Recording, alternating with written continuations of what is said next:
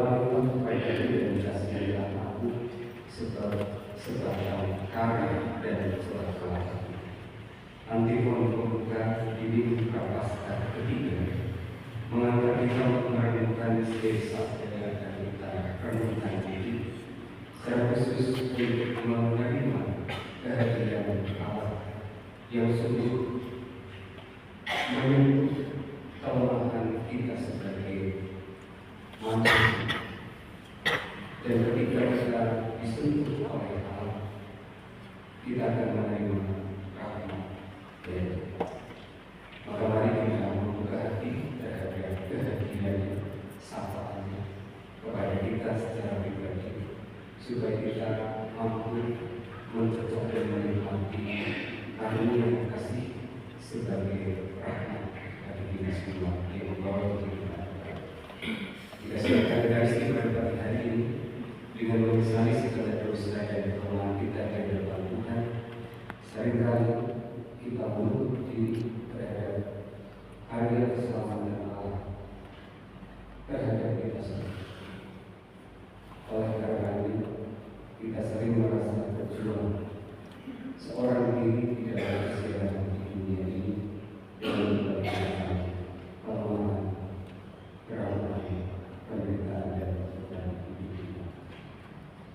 Saya mengakui pada Allah yang Maha Kuasa dan kepada saudara sekalian bahwa saya telah berdosa dengan pikiran dan perkataan, dengan perbuatan dan ibadah.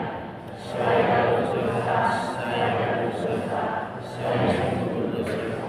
Oleh sebab itu saya mohon berdasarkan orang mulia, kepada anak-anak yang khusus, dan kepada saudara sekalian, supaya mendoakan saya pada Allah.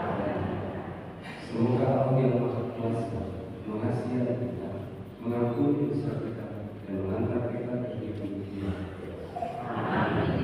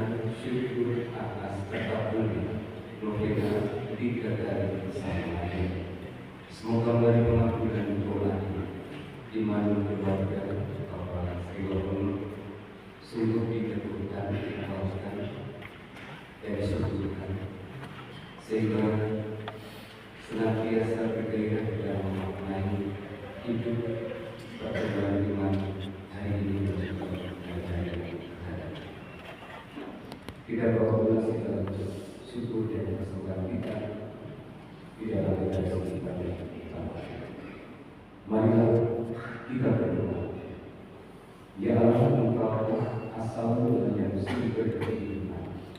Pilihlah kami sampai kepada satu hari ini, yaitu Yesus Kristus, Putra.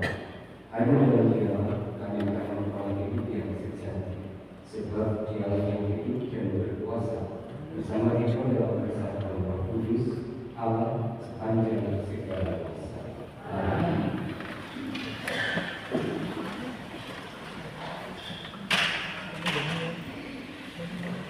Bacaan dari Kitab Keluaran. Sekali peristiwa setelah bangsa Israel kembali pada Mesir dan berkembang di Rafidim, kehausan mereka di sana. Maka bersungguh-sungguhlah bangsa itu kepada Musa dan berkata, "Mengapa pula kau mengirim kami keluar dari Mesir untuk membunuh kami, anak-anak dan ternak kami dengan kehausan?" Lalu berseru-serulah Musa kepada Tuhan, katanya, "Apakah yang akan kulakukan kepada bangsa ini? Sebentar lagi mereka akan melempari aku dengan batu." Maka berfirmanlah Tuhan kepada Musa, "Berjalanlah di depan bangsa itu dan bawalah serta beberapa orang dari antara para tua-tua Israel. Bawalah juga tongkatmu yang kau pakai memukul sungai ini, dan pergilah. Maka aku akan berdiri di sana di depanmu di atas gunung batu di Horeb. Pukullah gunung batu itu, dan dari dalamnya akan keluar air, sehingga bangsa itu dapat minum." Demikianlah diperbuat Musa di depan mata tua-tua Israel. Maka dinamailah tempat itu Masa dan Meriba, oleh karena orang Israel telah bertengkar dan oleh karena mereka telah mencobai Tuhan dengan mengatakan, "Adakah Tuhan benar-benar kita atau tidak?" Demikianlah sabda Tuhan. Berterima kasih.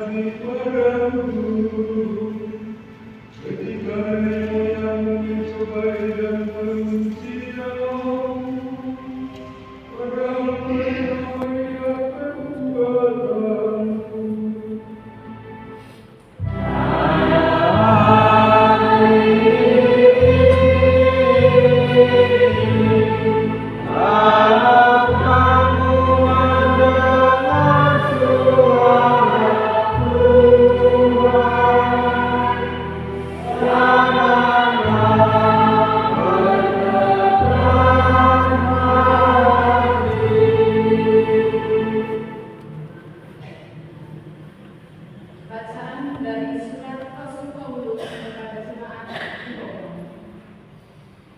Saudara-saudara, kita yang digelarkan karena iman, kita hidup dalam damai sejahtera dengan Allah oleh karena Tuhan kita, Yesus Kristus. Oleh karena Dia, kita juga beroleh jalan masuk ke dalam kasih karunia Allah. Di dalam kasih karunia ini, kita berdiri dan berbuka dalam pengharapan akan menerima kemuliaan Allah. Dan pengharapan tidak mengecewakan, karena kasih Allah telah dicurahkan di dalam hati kita oleh Roh Kudus yang telah dikaruniakan kepada kita. Karena waktu kita masih lemah, Kristus telah mati untuk kita orang-orang durhaka pada waktu yang ditentukan oleh Allah. Sebab tidak mudah seorang mau mati untuk orang yang benar, tetapi mungkin untuk orang yang baik ada orang yang berani mati. Tetapi Allah menunjukkan kasih-Nya kepada kita, oleh karena Kristus telah mati untuk kita ketika kita masih berdosa. Demikianlah sabda Tuhan.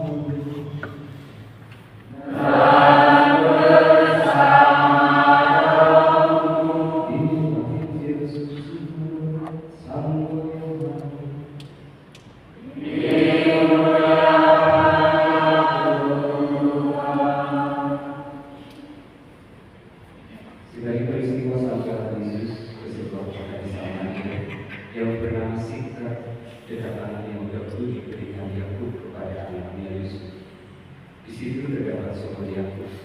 Yesus sangat melakukan perjalanan, sebab itu dia duduk di pintu sumur itu. Hari kira-kira pukul 12, datanglah seorang perempuan Samaria yang menimba air. Kata Yesus kepadanya, "Berilah aku minum." Sebab murid-murid Yesus telah pergi ke kota membeli makanan. Kata perempuan Samaria itu kepadanya, "Masakan engkau seorang Yahudi minta minum kepada seorang Samaria?" Maklumlah orang Yahudi tidak bergaul dengan orang Samaria. Jawab Yesus kepadanya, "Jika engkau tahu tentang karunia Allah dan siapa Dia yang berkata kepadamu, berilah aku minum, niscaya engkau telah meminta kepadanya dan Dia telah memberikan kepadamu air hidup." Kata perempuan itu kepadanya, "Tuhan, engkau tidak punya timbal dan sumur ini amat dalam, Dari mana engkau memperoleh air hidup itu? Apakah engkau lebih bisa daripada Bapa menurut kami Yakub yang memberikan sumber ini kepada kami dan ia sendiri telah minum dari dalamnya, ia beserta anak dan ternaknya? Jawab Yesus kepadanya, siapa saja minum air ini, ia akan haus lagi. Tetapi siapa saja yang minum air yang akan aku berikan kepadanya, ia tidak akan haus untuk selama-lamanya. Sebaliknya air yang akan aku berikan kepadanya akan menjadi mata air di dalam dirinya yang terus-menerus memancar sampai pada hidup yang kekal. Kata perempuan itu kepadanya, Tuhan, berilah aku air itu, supaya aku tidak haus dan tidak usah datang lagi ke sini untuk menimba air. Kata Yesus kepadanya, pergilah, panggillah suamimu dan datanglah ke sini. Kata perempuan itu, aku tidak mempunyai suami. Kata Yesus kepadanya, tepat katamu, bahwa engkau tidak mempunyai suami, sebab engkau sudah mempunyai 5 suami, dan yang sekarang adalah pun anak suami. Dalam hal ini engkau telah berkata benar. Kata perempuan itu kepada Yesus, Tuhan, nyata sekarang padaku bahwa engkau seorang nabi. Nenek moyang kami menyembah di atas gunung ini, tapi kalian katakan bahwa Yerusalemlah tempat orang menyembah. Kata Yesus kepadanya, percayalah kepadaku hai perempuan, saatnya akan tiba bahwa kamu akan menyembah Bapa bukan di gunung ini dan bukan juga di Yerusalem. Kamu menyembah apa yang tidak tahu benar, kamu menyembah apa yang aneh-aneh, sebab keselamatan datang dari bangsa Yahudi. Tetapi saatnya akan datang dan sudah tiba sekarang, bahwa para penyembah yang benar akan menyembah Bapa dalam roh dan kebenaran. Sebab Bapa mencari orang-orang yang menyembah Dia secara benar. Hal itu roh, dan siapa saja menyembah Dia harus menyembahnya dalam roh dan kebenaran. Jawab perempuan itu kepadanya, aku tahu bahwa Mesias yang juga disebut Kristus akan datang. Apabila Dia datang, Dia akan memberitakan segala sesuatu kepada kami. Kata Yesus kepadanya, akulah Dia yang sedang bercakap-cakap dengan kita. Pada waktu itu datanglah menemui Yesus, dan mereka heran bahwa Yesus sedang bercakap-cakap dengan seorang perempuan. Tetapi tidak seorang pun yang bertanya, apa yang engkau kehendaki? Atau apa yang engkau percakapkan dengan Dia? Perempuan itu meninggalkan kembali di situ dan pergi ke kota dan berkata kepada orang-orang yang ada di situ, mari, lihatlah orang yang mengatakan kepadaku segala sesuatu yang telah kuperbuat. Mungkinkah Dia itu Kristus? Mereka pun meninggalkan kota itu dan datang kepada Yesus. Sementara itu murid Yesus mengajak Dia ke arah mereka, Rabi, makan. Akan tetapi Yesus berkata kepada mereka, padaku ada makanan yang tidak kamu kenal. Karena itu murid itu berkata satu sama lain, apakah ada orang yang telah membawa sesuatu kepadanya untuk dimakan? Kata Yesus kepada mereka, makananku ialah melakukan kehendak Dia yang mengutus aku dan menyelesaikan pekerjaannya. Bukankah kamu mengatakan 4 bulan lagi tibalah musim menuai? Tetapi aku berkata kepadamu, lihatlah seperti ini, pandanglah ladang-ladang yang sudah menguning dan matang untuk dibuat. Sekarang juga belum telah menerima upahnya, dan Dia mengumpulkan upah untuk hidup yang kekal, sehingga menabur dan menuai sama-sama bersuka-cita. Sebab dalam hal ini benarkah peribahasa, yang seorang menabur dan yang lain menuai. Aku mengutus kamu untuk menuai apa yang tidak kamu usahakan. Orang-orang lain berusaha dan kamu datang memetik hasil usaha mereka. Banyak orang Samaria dari kota itu percaya kepada Yesus karena perkataan perempuan itu yang bersaksi. Dia mengatakan kepada segala sesuatu yang telah aku perbuat.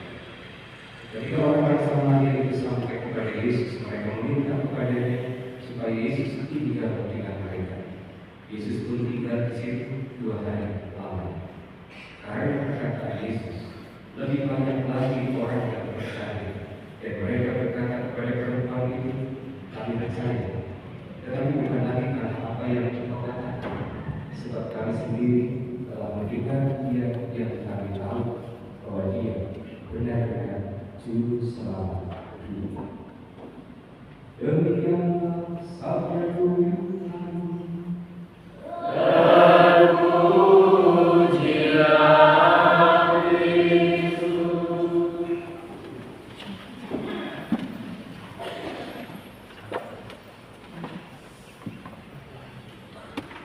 Saudara-saudara,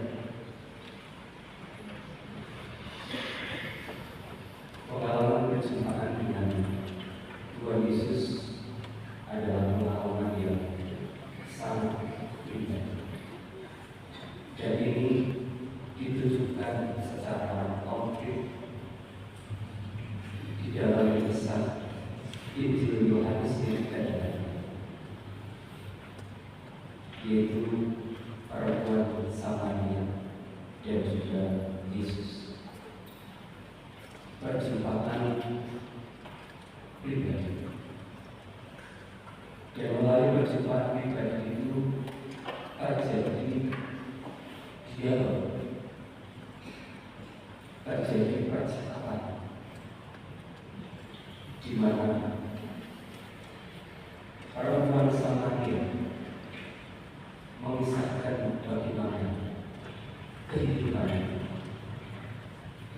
meskipun belum itu dalam, tidak secara keseluruhan diceritakan, tetapi percakapan itu kemudian memberi bagi Yesus menyentuh hatinya yang paling dalam.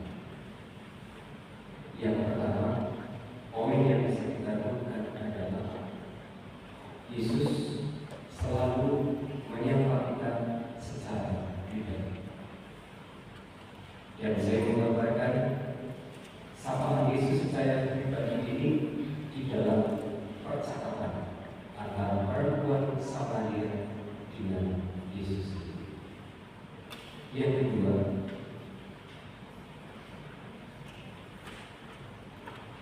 ternyata Yesus masih tepat di titik keramaian perempuan Samaria. Yesus mengenali kelemahan atau situasi terdalam seorang perempuan Samaria. Dengan kata lain, Yesus mengenal sungguh perempuan Samaria. Pengenalan Yesus terhadap perempuan Samaria ini membukakan lebih lebar lagi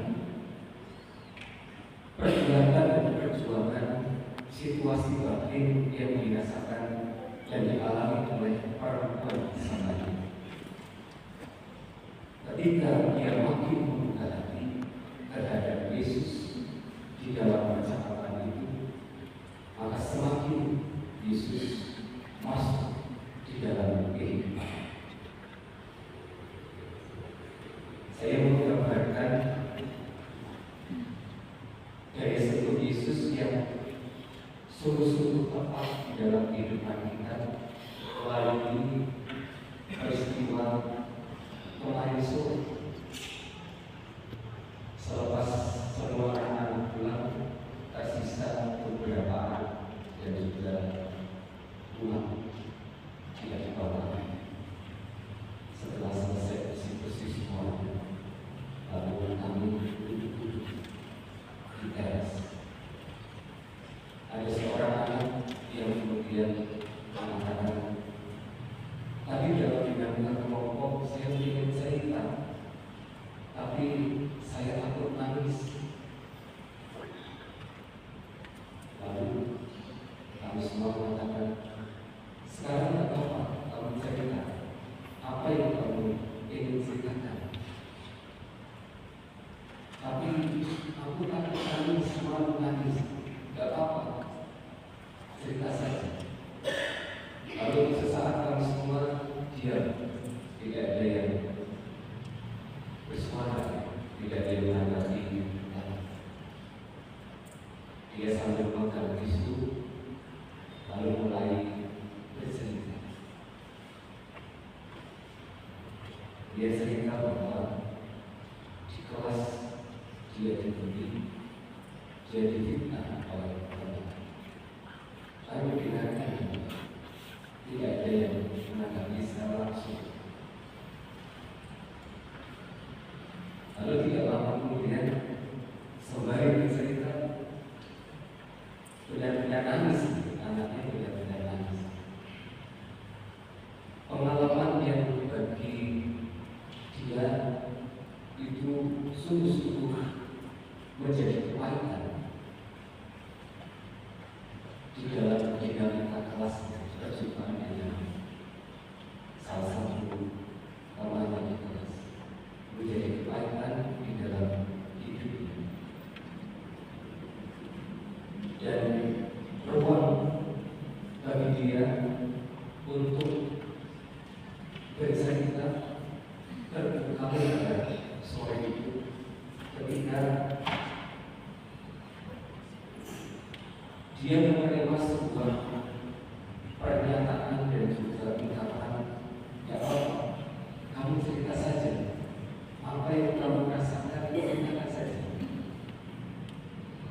Dan ketika dia beri ruang dan dia mengambil ruang itu, dia menyiapkan hati, mulai bercerita dari yang sambil tertawa-tertawa, kemudian masuk pada suasana yang larut di dalam kesedihan. Akhirnya mereka katakan, saya mau mengatakan bahwa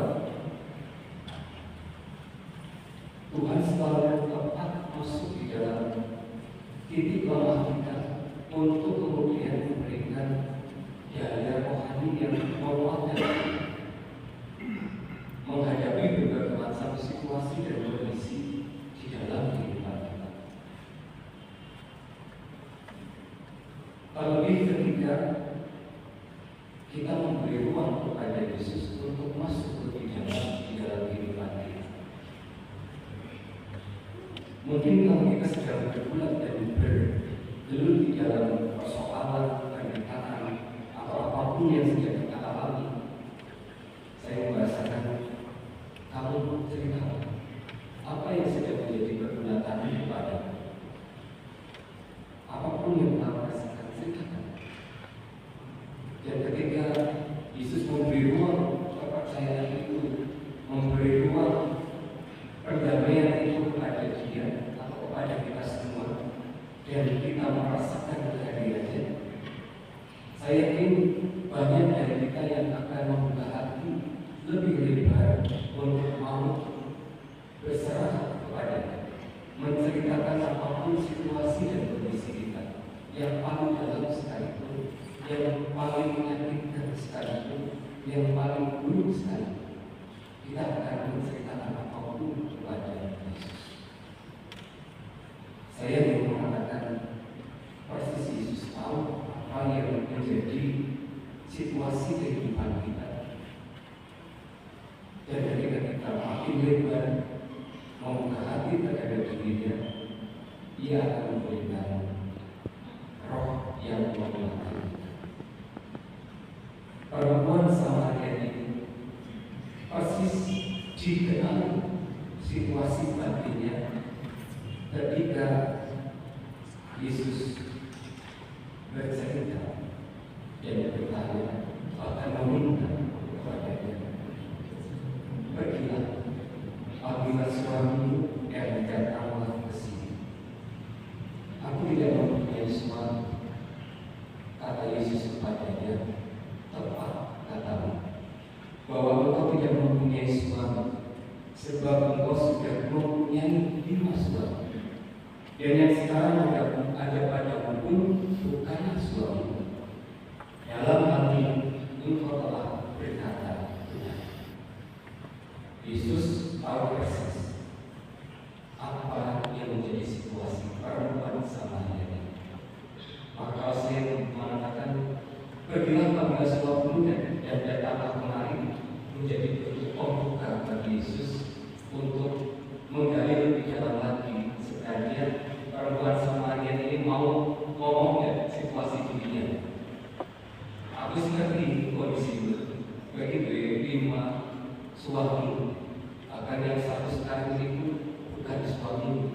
Kamu ngomong secara jujur dan baik. Aku ngerti saja situasi kondisimu seperti apa.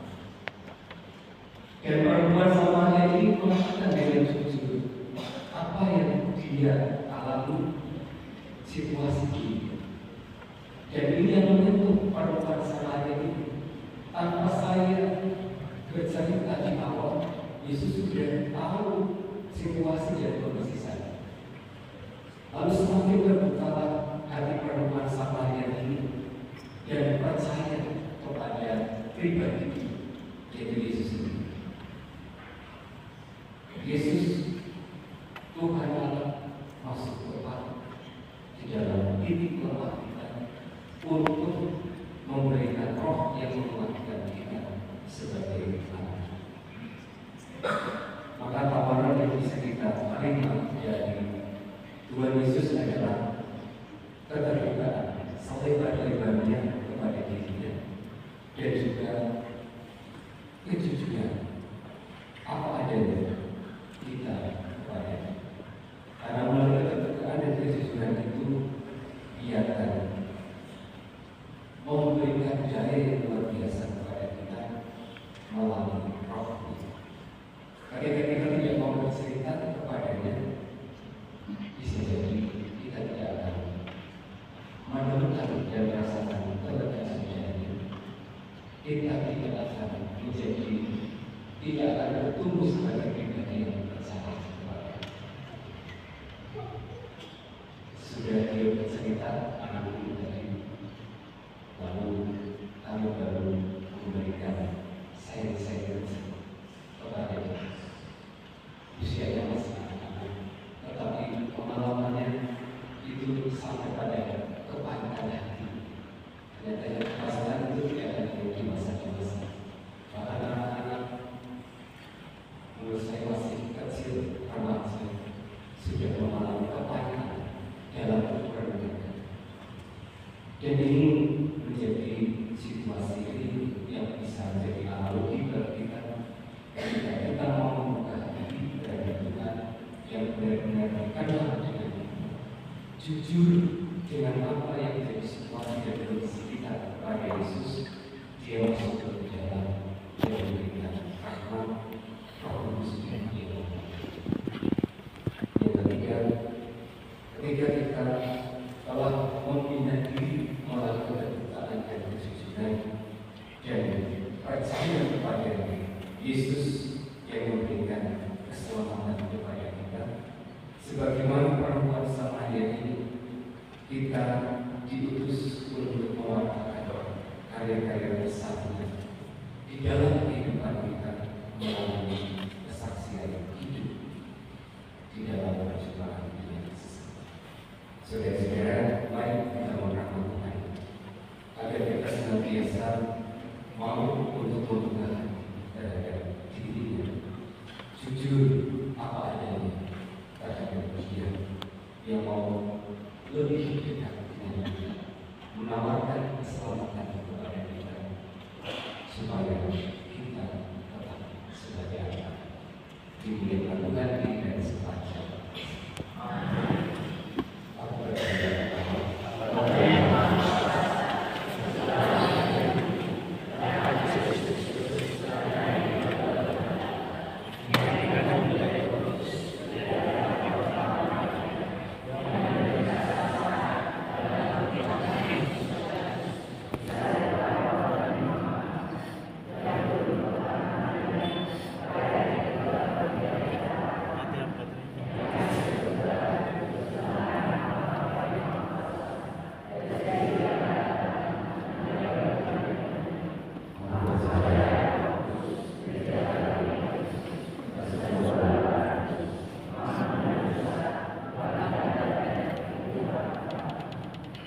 Mari kita berdoa dan kebenaran berdoa kepada Allah kita sumber segala kehidupan. Para umat nanti dijawab, Tuhan menolak rahmat dan keselamatan kami.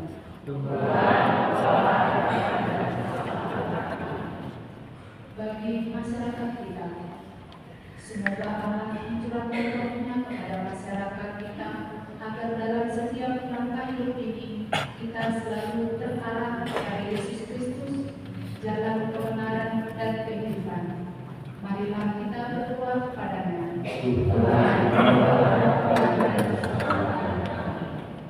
Bagi mereka yang mau meninggalkan gereja, semoga mereka yang mau meninggalkan gereja, Allah mengalami keterbukaan hati dan merasa tertarik untuk kembali dengan menyaksikan usaha-usaha kita yang jujur dalam hidup sesuai semangat Kristus. Marilah kita berdoa kepadanya. Bagi kita di sekitar sumber hidup sejati, semoga kita selalu sadar akan kehendak Yesus yang mengutus kita melanjutkan dan menyelesaikan karyanya. Marilah kita berdoa kepadanya.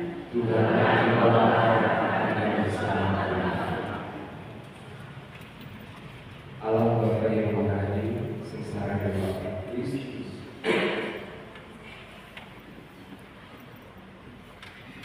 merupakan bukti cinta kasih kepada kami, berkenan kami hidup sesuai dengan semangatnya.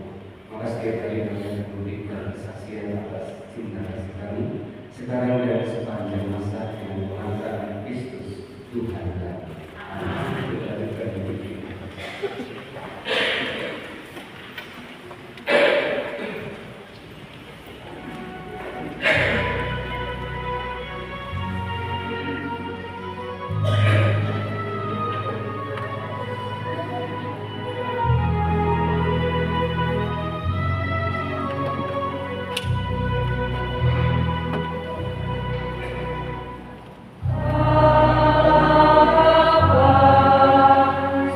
Bersama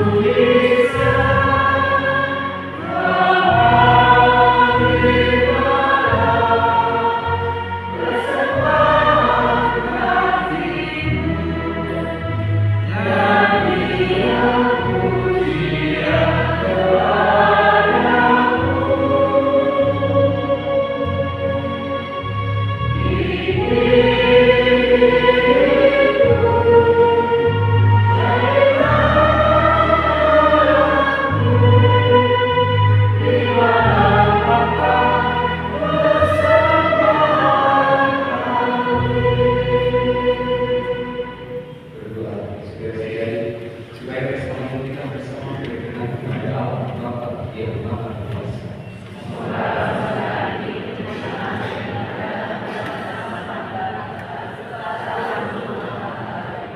Jangan memakai berkat dalam pemilihan anggur ini, serta jadikan sebagai sarana bagi untuk melimpahkan anugerah kepada kami.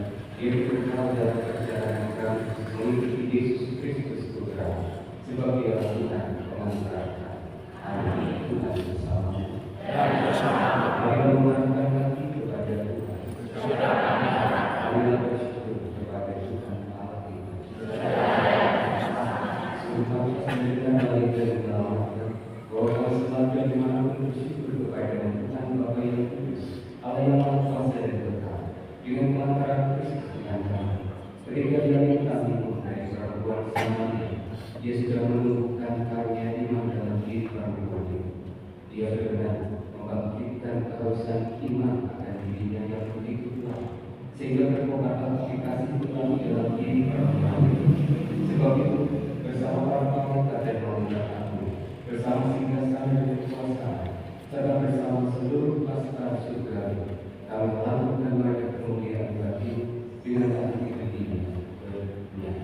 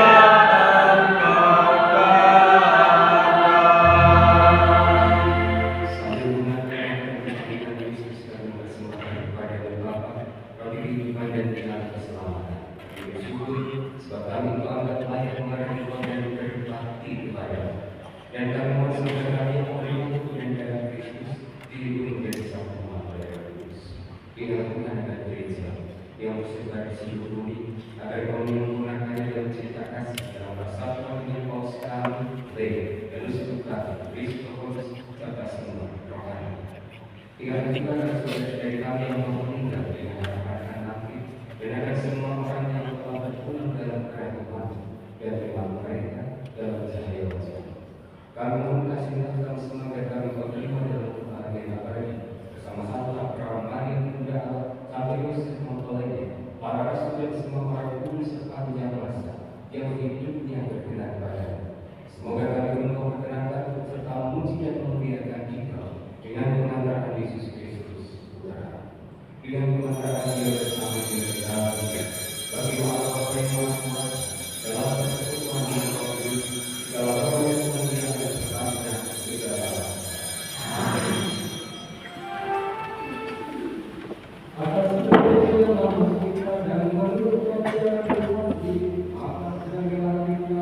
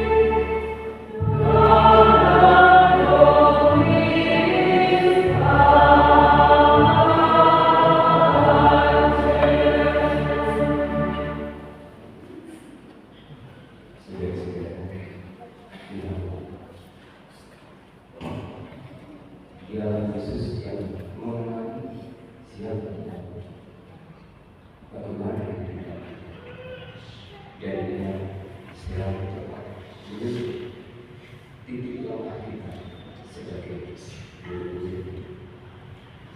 Maukah kita membuka hati kita jujur kepada hari ini ada diundang dengan persatuan. Maka berbahagia anak siswa yang akan menerima anak tunggal berbahagia yang diundang berperjamuan Tuhan. Saya tidak patah untuk datang pada saya, tetapi sabdalah saja, maka saya amin.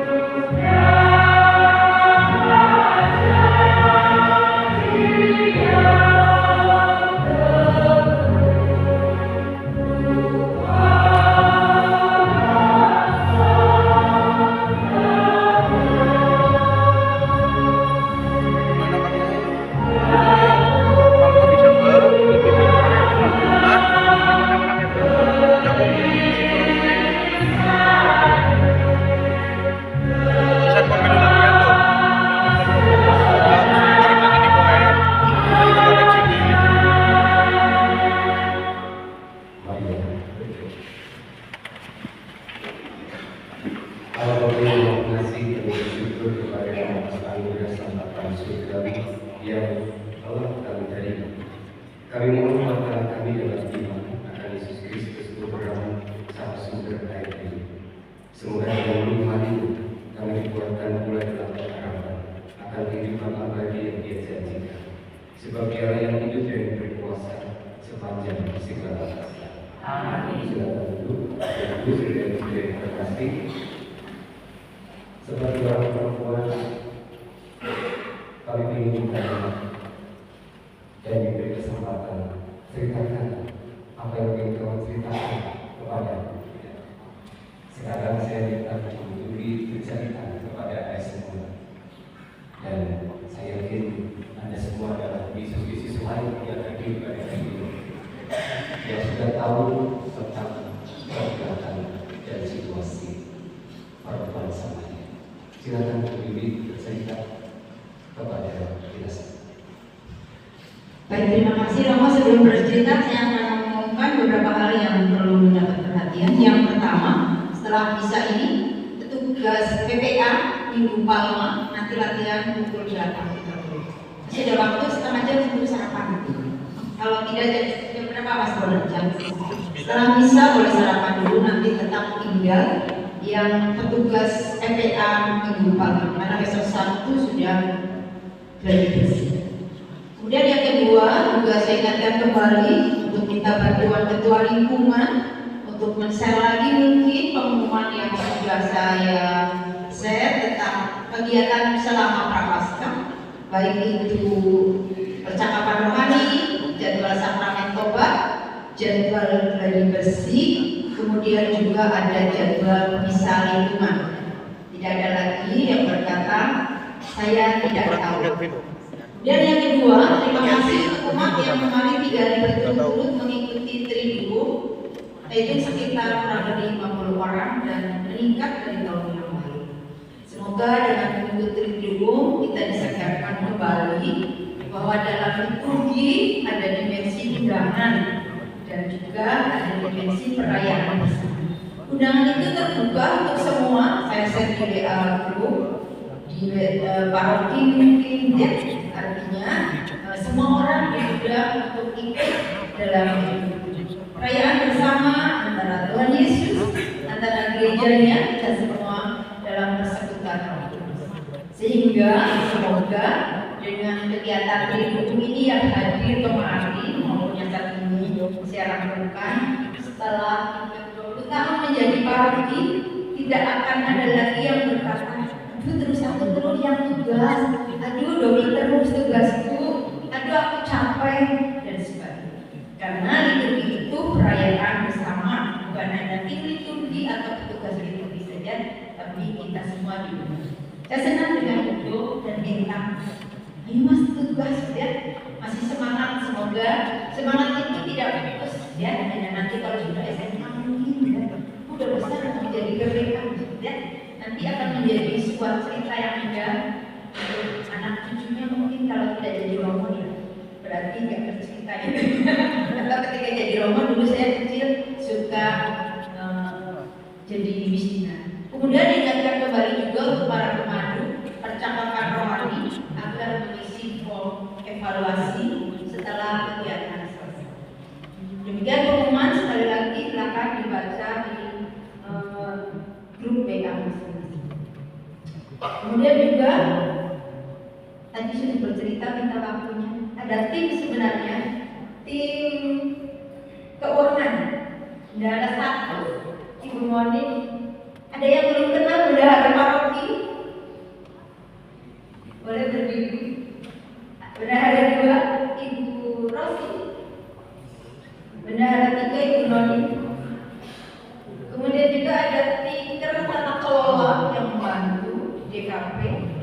Ada Arika, ada Pemela ketuanya. Ada saya sendiri. Kemudian siapa lagi?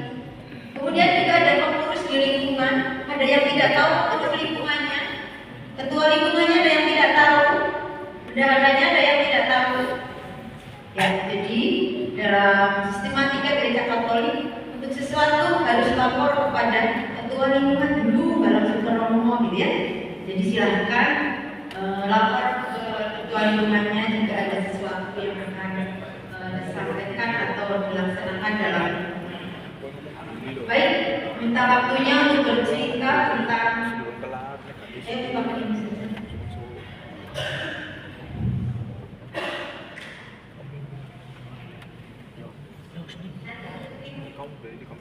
Tes. Untuk tim tidak ada yang salah bisa diluruskan. Seperti sidang pleno waktu itu DPP dengan DKP, kami sudah melaporkan keuangan tahun 2025. Yang pertama tentang penerimaan arca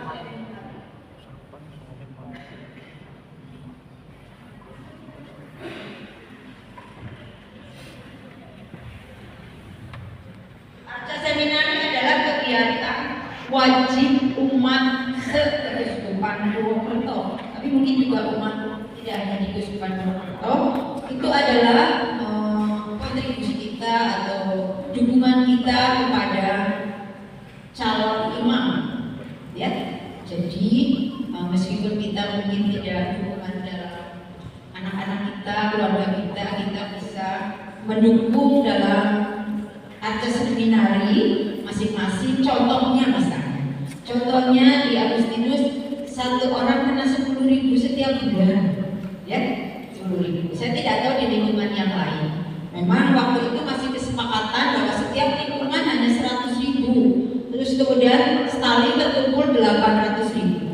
Tapi kita para pegiat dalam Kroya hanya memilih subsidi yang paling kecil, yaitu 860 setiap bulan. Sehingga dari paroki masih tombok 60.000 setiap bulan, karena 100 kali 8 hanya 800. Tapi puji Tuhan ada lingkungan yang memberi lebih dari 100.000. Ya, terima kasih. Contohnya mungkin di Yosen, di Agustinus, ya, Ijenius memberi lebih dari 100.000, sehingga Tuhan tidak mengambil dari kas paroki yang 60.000 untuk tahun 2025, bahkan masih ada saldo sudah dibukukan dalam pos khusus buku sendiri.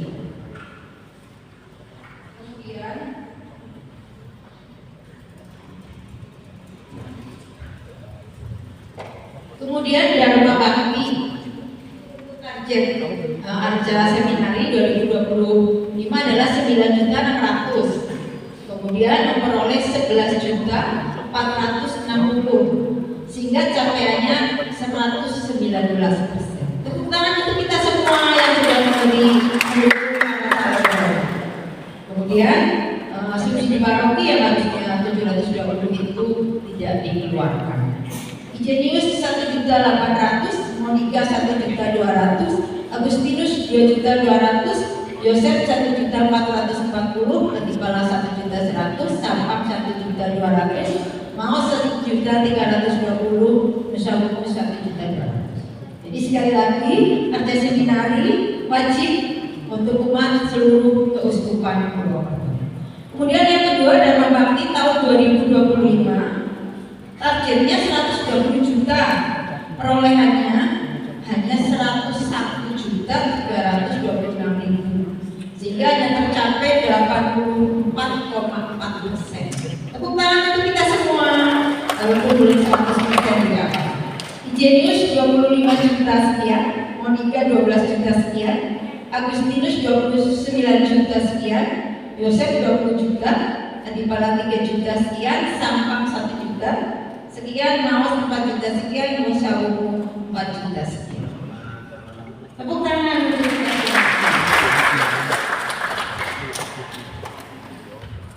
Kemudian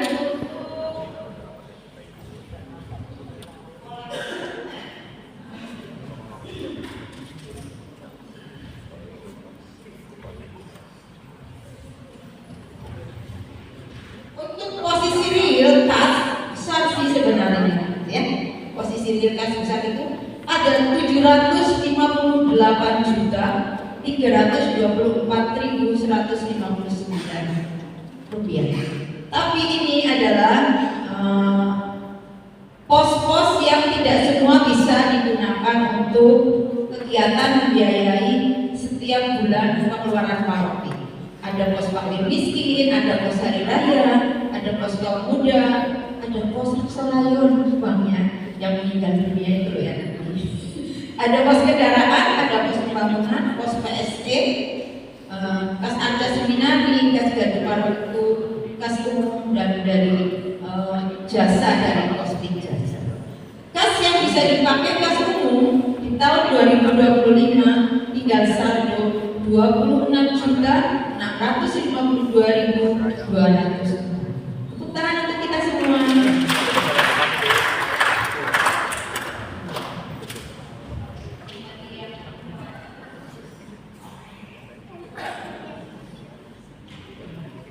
Kemudian untuk gardu paroki tahun 2025 diperoleh targetnya 125 juta. Ingat gardu paroki itu apa?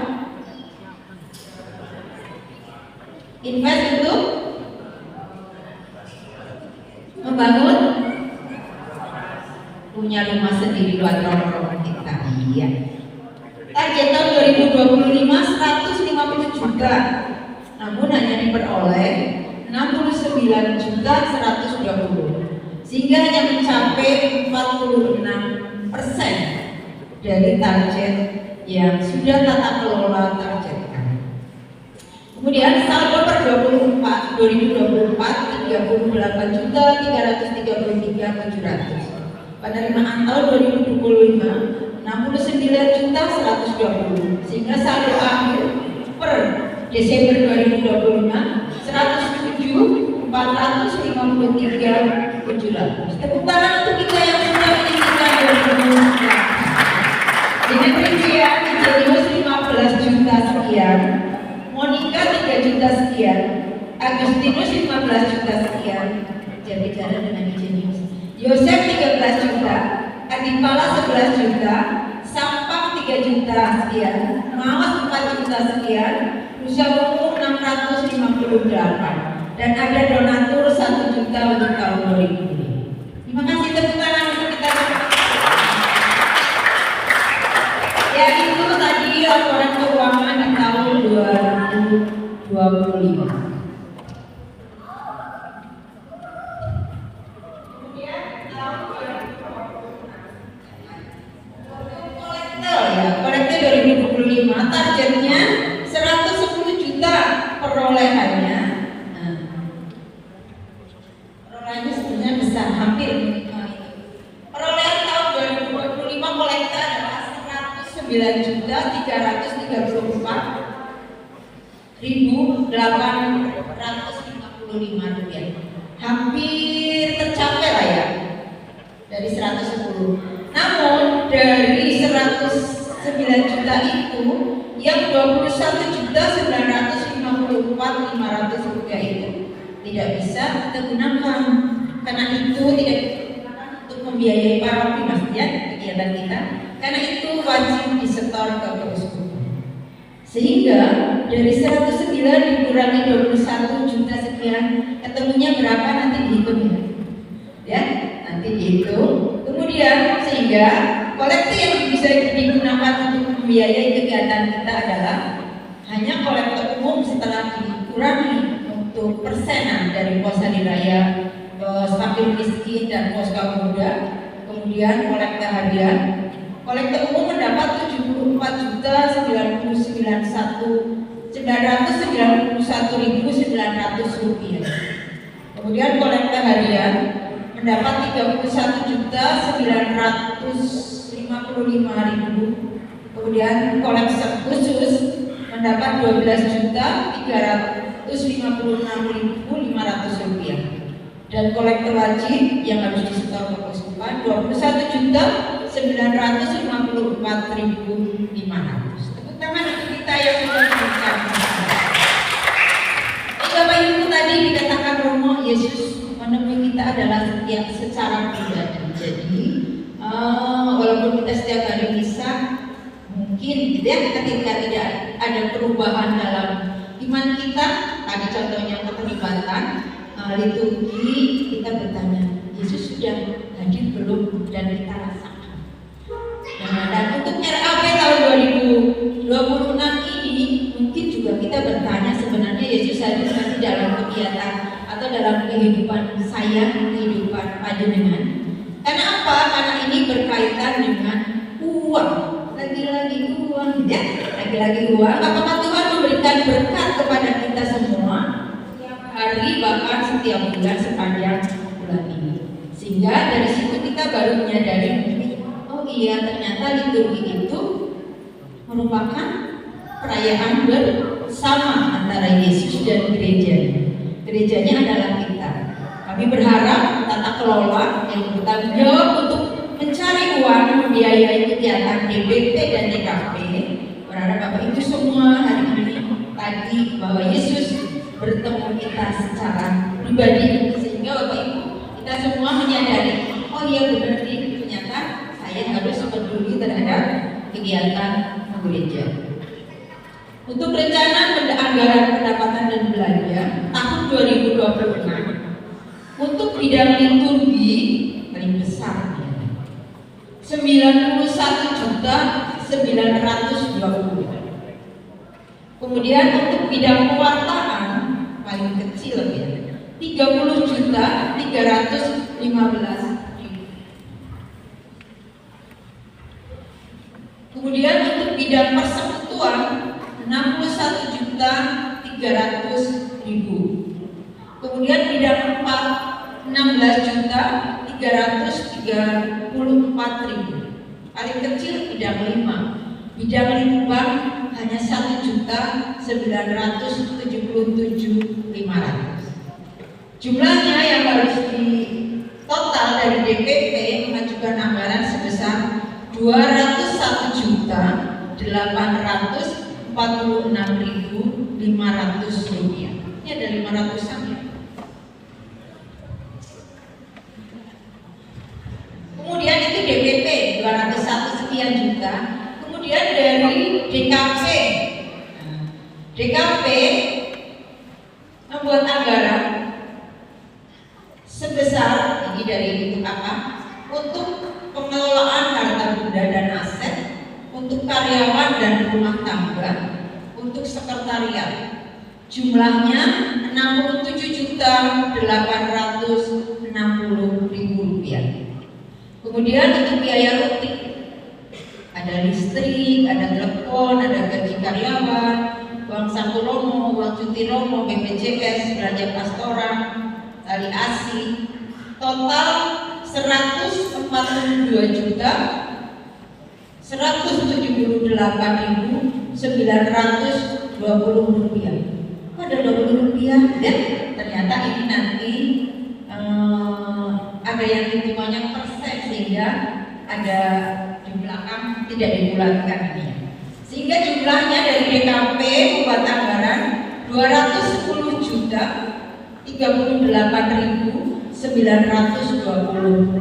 sudah berapa tadi? 210 tambah 210. Sehingga banyak ya, jumlah total yang dibuat rencana anggaran pendapatan belanja adalah 400.